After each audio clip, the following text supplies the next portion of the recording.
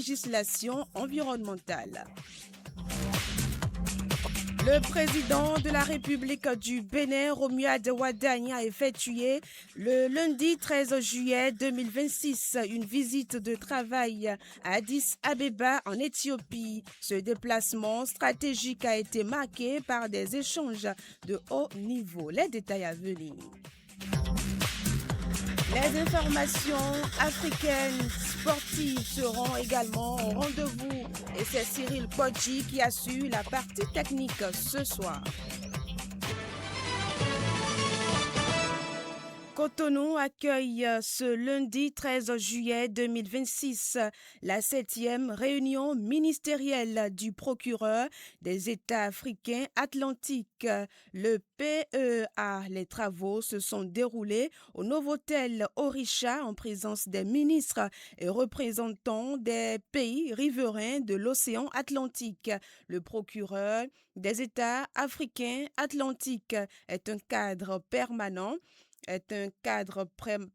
bien sûr. Le processus des États africains atlantiques est un cadre permanent de concertation qui vise à renforcer la coopération entre les États membres, notamment dans les domaines de la paix, de la sécurité, du développement durable, de la connectivité et de l'intégration régionale.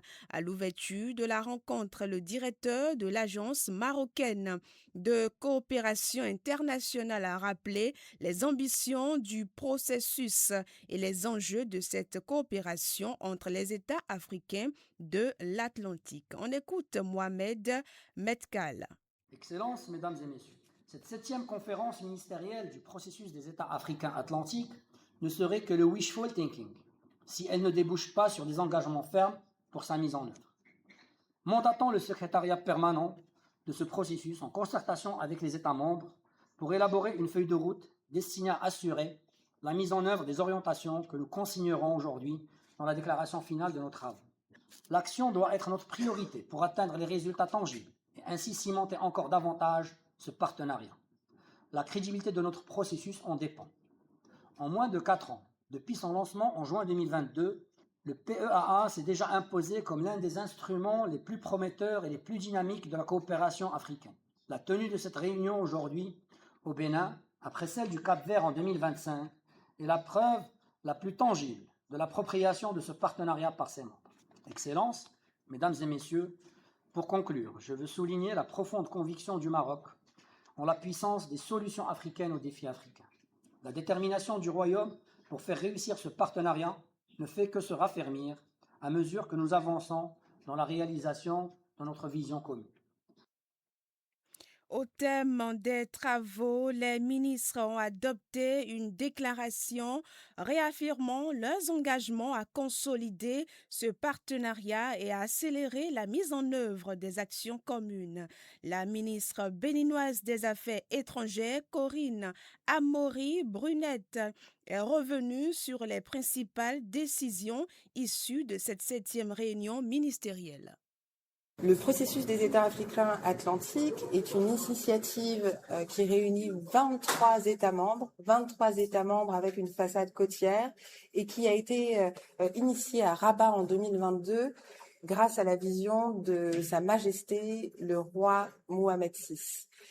Et sa dynamique existe notamment grâce à l'engagement du Royaume du Maroc. Et pour vous parler de ce processus, ce qu'il y a d'important, c'est effectivement de réaliser que la façade atlantique continentale africaine a un potentiel effectivement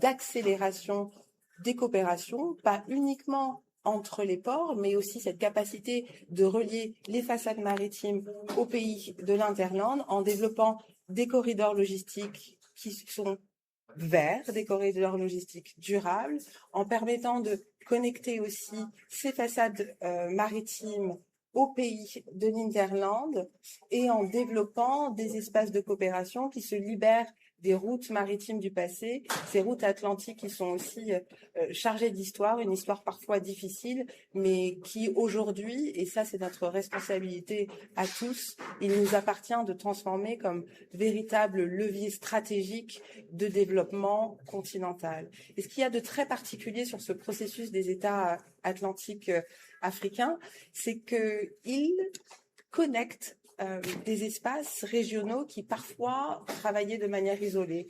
Dans les États membres, il nous permet de connecter notamment le Maroc à l'Afrique du Sud, il nous permet de connecter l'Afrique australe à l'Afrique de l'Ouest, et dans cette dynamique où la zone de libre-échange africaine accélère son développement, nous permet de réaliser quels sont les leviers que nous devons développer ensemble ici en utilisant la mer comme un véritable atout.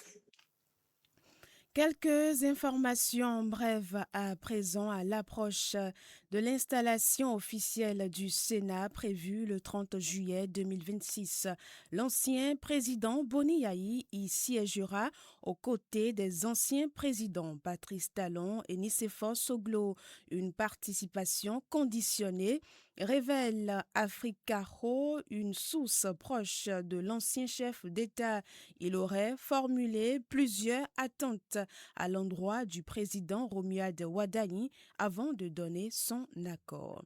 À l'Assemblée nationale, les députés ont adopté lundi 13 juillet 2026 à l'unanimité une nouvelle loi sur l'environnement face à l'accélération des risques climatiques, l'émergence de nouvelles pollutions et l'évolution des engagements internationaux du Bénin. Les députés de la 10e législature ont décidé d'adopter une première révision 27 ans après la loi de 1999 portant protection de l'environnement. Le nouveau texte élargit considérablement le périmètre de la législation environnementale. Premier grand changement, la protection de l'environnement n'est plus l'affaire exclusive de l'État, les collectivités territoriales, le secteur privé et la société civile sont désormais impliqués dans la gestion de la prévention des ressources naturelles. Deuxième grand changement, la nouvelle loi a été alignée sur le code pénal, le code d'hygiène publique, le code pastoral et la loi sur la sûreté nucléaire. Troisième grand changement, l'alignement sur les standards internationaux et les conventions ratifiées par le Bénin, dont les engagements climatiques et les accords multilatéraux sur la biodiversité. Je l'annonçais dans les titres, le président de la République du Bénin, Romuald Wadani, a effectué le lundi 13 juillet 2026 une visite de travail à Addis Abeba en Éthiopie. Ce déplacement hautement stratégique a été marqué par des échanges de haut niveau axés sur les défis économiques du continent, l'industrialisation et le renforcement de la coopération bilatérale. Accueilli à son arrivée à l'aéroport international Bola par le vice-premier ministre éthiopien, le chef de l'État béninois a entamé son agenda par un entretien avec Georges Elombi, le président directeur général d'Afrosec-Bank. Cet échange constructif est tenu en prélude aux activités de la retraite stratégique de cette institution financière panafricaine majeure. En tant qu'invité d'honneur de ce rassemblement, Romuald Wadani a pris une part active au panel inaugural qui portait sur une problématique cruciale pour le continent. Pourquoi les gouvernements échouent-ils encore à s'industrialiser? Le séjour du président de la République a également été couronné par une rencontre bilatérale importante au palais Melik, où il a été reçu en audience par le Premier ministre. Les deux dirigeants ont profité de ce tête-à-tête pour explorer de nouvelles perspectives de renforcement des relations diplomatiques et diplomatique économique entre le Bénin et l'Éthiopie. Wilfrid Léandre Rungbeji, ministre porte-parole du gouvernement, poursuit sa tournée à travers le pays. Il était le vendredi 10 juillet 2026 face à la presse et c'est le studio de la radio Entente FM de Toucourtounan qui a reçu le porte-parole. Il a échangé avec les hommes des médias sur les différentes réalisations du gouvernement du président Patrice Talon et les réformes engagées par son successeur. Compte rendu avec Jérôme Sambieni, journaliste à la radio rurale locale de Tanguieta, la voix de la Pandjari. Il sonnait 9h45 lorsque la délégation ministérielle arrivait dans la cour de la station de la radio Entente FM de Toucourtounan. L'émission Genre Interactive a effectivement démarré à 10h avec 3 journalistes sur la table, à savoir Sambieni Jérôme de la radio locale de Tanguieta, Marcos Sylvain Alassane de la radio FM Nanto, Chenti Béatrice de la radio Entente FM de Toucourtounan. À l'instar des autres étapes de sa tournée, le ministre porte-parole du gouvernement s'est prêté au jeu de questions-réponses des journalistes. Entre autres préoccupations, on pourrait retenir la vision du gouvernement Wadaï, Romiade par rapport à celui du président Patrice Talon, la sécurité, les réformes dans le secteur de l'agriculture, la santé et les infrastructures routières, l'éducation, le fonctionnement du Sénat et bien d'autres. Suivons quelques extraits des réponses du ministre. Nous sommes dans la continuité de ce qui a commencé avec le président Talon sur les 10 années écoulées. S'observe une continuité positive en ce que le président actuel a été également un acteur majeur de la gouvernance du président Talon au regard de la position stratégique qui était la sienne en tant que ministre des Finances. Et on peut observer que les premières décisions majeures du président Wadaï, en ce qu'elles impactent directement la qualité, le train de vie des populations, ne sont que la conséquence des efforts qui ont été faits au cours des années écoulées et de comment le terrain aura été préparé par le président Talon et son équipe pour que aujourd'hui, sans prendre le temps de faire un état des lieux qui n'est pas nécessaire en ce qui le concerne, le nouveau président et son gouvernement prennent des décisions à fort impact social au bénéfice des populations. Il y a déjà eu beaucoup de réformes depuis les mandats du président Talon en matière agricole avec la redéfinition de notre stratégie, de notre carte, la mise en place des ATDA, l'attention portée à certaines filières en particulier.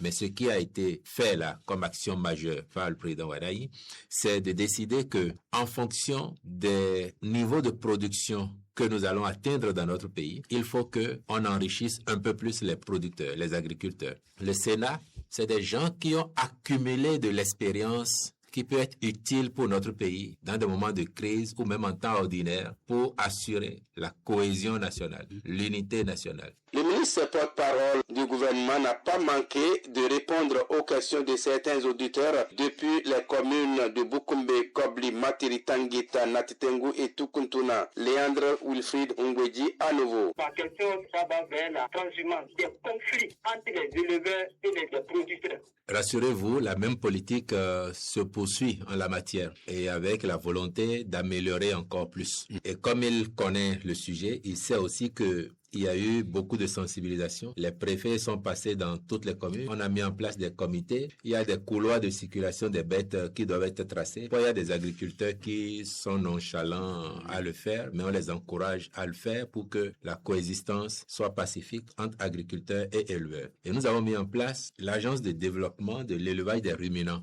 Avant de prendre congé de ses interlocuteurs pour d'autres localités, l'invité de cette émission au nom du gouvernement, a remercié les participants et salué la forte mobilisation des uns et des autres pour la qualité des débats.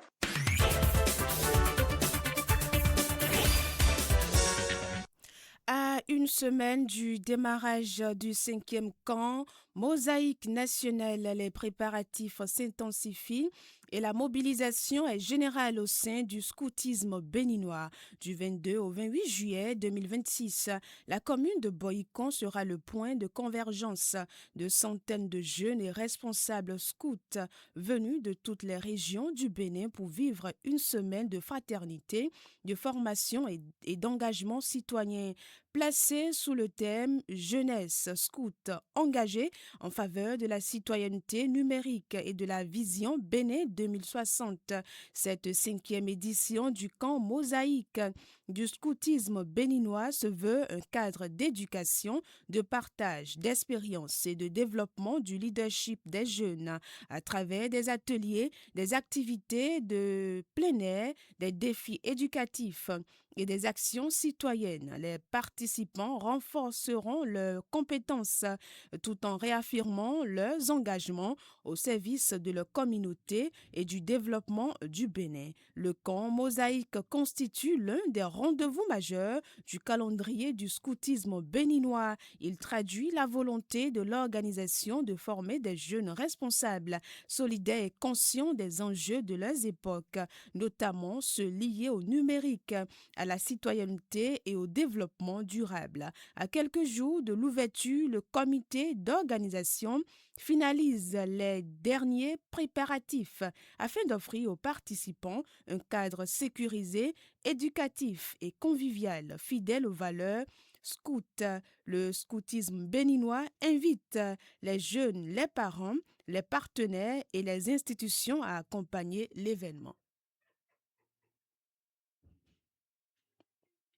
Je suis Epiphane Odoulami, commissaire national chargé du programme des jeunes du scoutisme béninois et président du comité d'organisation du 5e camp Mosaïque du scoutisme béninois qui se déroulera du 22 au 28 juillet au CGE1 de Boïcon. Un tel camp, d'abord le camp Mosaïque, le scoutisme béninois a l'habitude de l'organiser tous les 2 ans.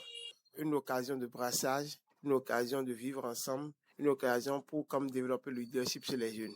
Cette année, nous allons nous retrouver au CG1 de Boïcon autour du thème Jeunesse scout engagée en faveur de la citoyenneté numérique et de la vision Bénin Alafia 2060. Le gouvernement vient d'élaborer la vision 2060 qui a été adoptée au niveau de l'Assemblée nationale et nous, en tant qu'association d'engagement citoyen des jeunes, c'est de pouvoir quand même permettre aux jeunes d'avoir l'information, de pouvoir permettre aux jeunes de s'approprier de cette politique publique qui est élaborée et que permettre à chaque jeune de prendre une part active dans la mise en œuvre. Puisque nous, d'abord, au niveau du scoutisme, la vision, c'est d'accompagner les jeunes à jouer un rôle actif dans la société. On ne peut pas jouer un rôle actif dans la société sans maîtriser les politiques publiques. On ne peut pas jouer un rôle actif dans la société sans développer même son leadership. Donc, c'est sur ça que nous voulons travailler avec les jeunes. La citoyenneté numérique, pourquoi? Aujourd'hui, le numérique, nous sommes à l'aide du numérique et chaque jeune doit quand même maîtriser le numérique. Mais autour de ça, il y a des inconvénients, il y a beaucoup d'avantages, mais également des inconvénients que beaucoup de jeunes ne maîtrisent pas et tombent facilement sous le coup de la loi. Donc c'est pour ça que nous avons dit qu'il faut utiliser le numérique, mais de façon citoyenne.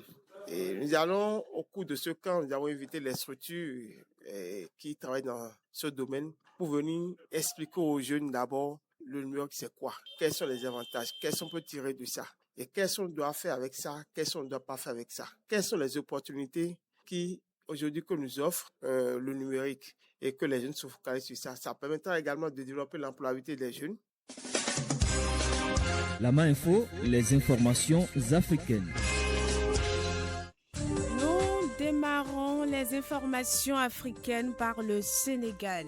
Le président de la République du Sénégal, Bassirou Diomaye Faye, a nommé Ousmane Dieng président du Conseil constitutionnel. La décision a été prise par décret du 13 juillet 2026 et annoncée dans un communiqué de la présidence. Ousmane Dieng prend désormais la la direction de cette haute juridiction qui veille au respect de la Constitution et contrôle la régularité des élections ainsi que la conformité des lois. Cette nomination intervient dans un contexte de renouvellement des institutions du pays. En Côte d'Ivoire, un grave accident de circulation s'est produit à environ 50 km de Touba le lundi 13 juillet 2026. À la sortie d'une route, un car est tombé dans le fleuve Bafing. Cet accident a occasionné 14 morts et 40 blessés. Les pompiers civils du Bafing alertés sont intervenus dans le but de secourir les victimes. Les premiers soins ont été administrés aux blessés qui par la suite ont été évacués vers un centre hospitalier. Les opérations de recherche se poursuivent afin de retrouver des disparus.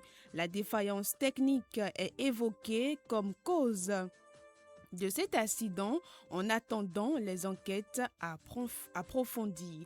Nous faisons place à présent à Thomas Runjo pour les informations sportives. La Main Info, des sports. Le championnat national scolaire et la Coupe du Monde sont les as des informations sportives. Avec vous, Thomas Runjo. Ce championnat regroupe les élèves des CG de tous les départements. Ils compétissent dans toutes disciplines confondues avec une tranche d'âge de 14 ans. C'est au stade Omnisport de Grand Popo que les compétitions se déroulent. En match d'ouverture en football, les élèves du CG de Kouandé étaient aux prises à leur homologue de Komé. Score nul, 0 but partout. Le 13 juillet 2026, un match féminin de football a opposé le CG Agbokou à son homologue du lycée Mathieu Bouquet de Parakou. Score 1 but partout. En foot féminin, le CG de Kobli et le CG de Bassila se sont neutralisés 1 but partout. Et enfin, les garçons du lycée Mathieu Bouquet ont fait match nul 0-0 avec le CG de Dekou de la commune de Toviklen dans le Koufou. Ce jour sont prévues les épreuves de basket, d'athlétisme et de hand. Coupe du monde où finit cette page sport. Les équipes qualifiées pour les demi-finales sont l'Espagne, la France, l'Argentine et l'Angleterre. Les oppositions sont les suivantes.